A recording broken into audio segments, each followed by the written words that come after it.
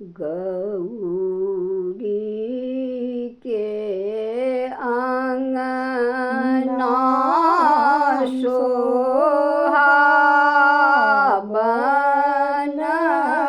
माई हे कान थी गौरी के माँ आए गौरी के आंगना शोभावन माई हे कान थी गौरी के माए आंगना में डोलिया लगे लगी शिव शंकर लगे लगी शिव शंकर शुभ घड़िया जाए अंगना में डोलिया लगे शिव शंकर शुभ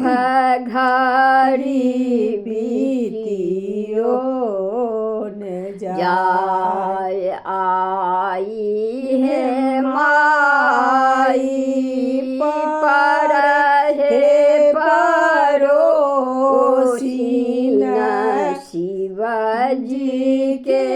कहियन बुझाई बड़ रे जतन हम गौरी बेटी पोसलहूँ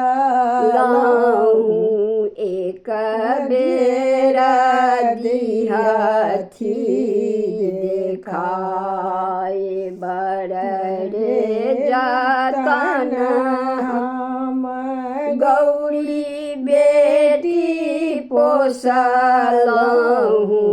एक बेरा